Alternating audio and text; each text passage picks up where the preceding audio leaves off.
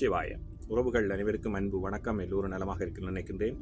எல்லோரும் நலமாக இருக்க வேண்டுமென்று எல்லாம் வல்ல இறைவனை பிரார்த்தித்தவனாக வளமை போன்ற ஒரு குரலை காணொலி வடிவிலே பதிவிட்டு வருகின்றேன். அந்த வகையிலே இன்றைய தினம் நாங்கள் காண்க இருக்கின்ற குரல் 1330 குரலிலே 394வது குரலாக அமையிருக்கின்றது. நல்லொரு குரலாகவும் நல்ல உரையாகவும் அமைய இருக்கின்றது. குரலை காண்போமாக இருந்தால், உவப்ப தலைகூடி உள்ள பிரிதல் அனைத்தே புலவர் தொழில்.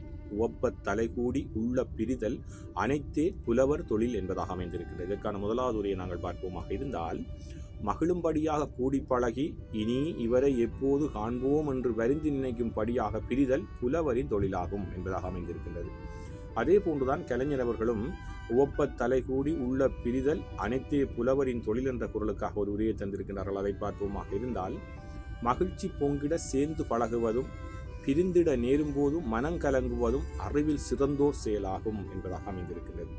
அதாவது மகிழ்ச்சி பொங்கிட நல்லாக உள்ளார்ந்த பழகி போட்டு படித்த, அதாவது அறிவில் சிறந்தவர்கள் இறுதியாக பிரியும் போதும் மனக்கவலையோடு பிரிவார்களாம். இனி இவரை எப்போது காண்போம் என்றுள்ள அறிவில் சிறந்தவர்கள் அப்படித்தான் பழகுவார்கள் என்பதாக கலைஞருடைய உரை அமைந்திருக்கின்றது. மகிழ்ச்சி பொங்கிட சேர்ந்து பழகுவதும் பிரிந்திட நேரும் போதும் மனங்கலங்குவதும் அறிவில் சிறந்தோர் செயலாகும் என்பதாக அமைந்திருக்கின்றது. அதே போதுதான் சாலமன் பாப்பை அவர்களும் உவப்ப தலைகூடி உள்ள பிரிதல் அனைத்தே புலவர் தொழில் என்ற குரலுக்காக அழகான ஒரு உரையை தந்திருக்கிறார்கள். சற்று விரிவாக அதை பார்ப்போமாக இருந்தால், மற்றவர்கள் கூடி வரும்போது மனமகிழ் அவர்களுடன் கலந்து பேசி, அதாவது மனம் மகிழ்ச்சியுடன் அவர்களுடன் கலந்து பேசி இனி இவரை எப்போது எவ்வாறு சந்திக்கப் போகின்றோம் என்று அவர்கள் எண்ணுமாறு பிரிவது கற்றறிந்தவரின் செயலாகும். அதாவது கல்வி சிறந்து கற்றறிந்தவர்கள் ஒருவருடன் பழகின்ற பொழுது முற்றுமுழுதாக தன்னை அர்ப்பணித்தவர்களுடன் நன்றாக பழகுவார்களாம்.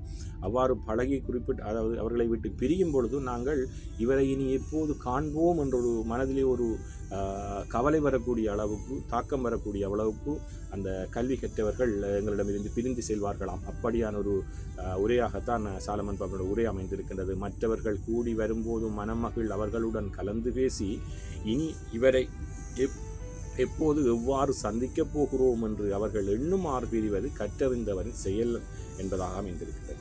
உண்மையின்றைய குரலுக்கான 3 உரைகளை நாங்கள் பார்த்ததிலே உண்மையிலேயே கற்றறிந்தவர்கள் ஒரு பழகின்ற பொழுது உள்ளார்ந்த ரீதியாக முற்றுமுழுதாக தன்னை அவர்களோடு இணைத்து அழகாக பழகி கொள்வார்கள். அவ்வாறு பழகி மகிழ்ச்சியாக பழகிவிட்டு பிரிகின்ற பொழுது நாங்கள் அவரை விட்டு பிரிய மனமில்லாமல் இனி இவரை எப்போது காண்போம் என்ற அந்த கற்றறிந்தவருடைய செயல் அப்பாடித்தான் இருக்குமாம். உள்ளார்ந்த ரீதியாக பழகுவார்கள், அறிவு சார்ந்த ரீதியாக பழகுவார்கள் என்பதைத்தான் இன்றைய குரலுக்கான உரைகள் அழகாக சொல்லியிருக்கின்றது. நல்லொரு குரலாக அமைந்திருக்கின்றது, நல்லொரு உரையாகவும் அமைந்திருக்கின்றது. உவப்ப தலைகூடி உள்ள பிரிதல் அனைத்தே புலவர் தொழில். ஓம் நமசிவாய. நன்றி, வணக்கம். அடுத்த குரலை சந்திக்கலாம்.